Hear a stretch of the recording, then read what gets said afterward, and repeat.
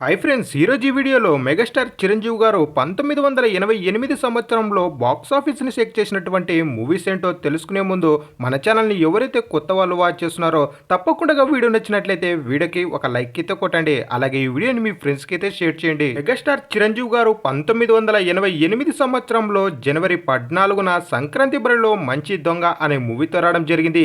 ఈ మూవీ యొక్క దర్శకుడు కె రాఘవేంద్రరావు గారు అయితే ఈ మూవీని తెరకెక్కించడం జరిగింది. ఈ మూవీ బాక్సాఫీస్ దగ్గర మంచి విజయాన్ని అయితే నమోదు చేసుకుంది మన మెగాస్టార్ చిరంజీవి గారికి.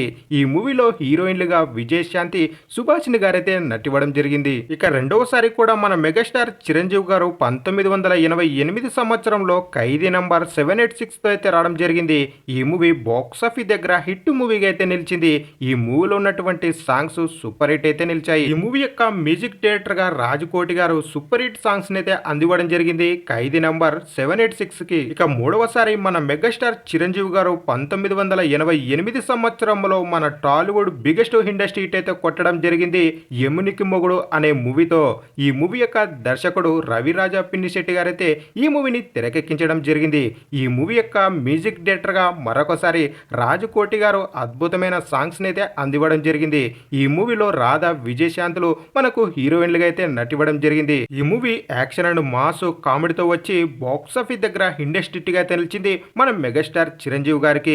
అలాగే కలెక్షన్ల పరంగా కూడా అద్దరగొట్టినటువంటి మూవీ అని చెప్పుకోవచ్చు. ఇక నాలుగోసారి మన మెగాస్టార్ చిరంజీవి గారు మరణ మృతంగం అనే మూవీ తెరవడం జరిగింది ఏ కోదండరామరెడ్డి గారి దర్శకత్వంలో. ఈ మూవీలో ఉన్నటువంటి సాంగ్స్ ఒక రేంజ్ లో హిట్ అయ్యాయని చెప్పుకోవచ్చు. ఈ మూవీ యొక్క మ్యూజిక్ డైరెక్టర్ గా మనకు ఇళయరాజా గారు అయితే అద్భుతమైన సాంగ్స్ అయితే అందివ్వడం జరిగింది. ఈ మూవీ బాక్సాఫీస్ దగ్గర మంచి విజయాన్ని అయితే నమోదు చేసుకుంది మన మెగాస్టార్ చిరంజీవి గారికి. ఇక ఐదవసారి మన మెగాస్టార్ చిరంజీవి గారు తన 100వ చిత్రంగా త్రినేత్రుడు అనే మూవీ తెరవడం జరిగింది 1988 సంవత్సరంలో. ఈ మూవీ బాక్సాఫీస్ కలెక్షన్ల దగ్గర హౌస్ఫుల్ బోర్డు అయితే పెట్టడం జరిగింది. మొదటి వారం కలెక్షన్ల పరంగా ఈ మూవీ ఒక రేంజ్ లో ఆకట్టుకున్నప్పటికీ బాక్సాఫీస్ దగ్గర మాత్రం నిరాశపరిచినటువంటి మూవీ అని చెప్పుకోవచ్చు.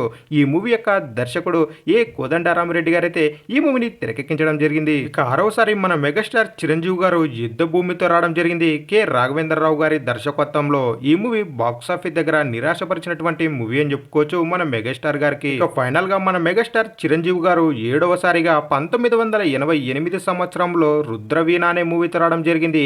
ఈ మూవీ యొక్క దర్శకుడు కె బాలచంద్ర గారైతే ఈ మూవీని తెరకెక్కించడం జరిగింది. ఈ మూవీ మన మెగాస్టార్ చిరంజీవి గారికి తగ్గ మూవీ కాకపోవడంతో ఈ మూవీ బాక్సాఫీస్ దగ్గర నిరాశపరిచిందని చెప్పుకోవచ్చు. కానీ ఈ మూవీలో ఉన్నటువంటి సాంగ్స్ ఒక రేంజ్ లో హిట్ అయ్యాయని చెప్పుకోవచ్చు.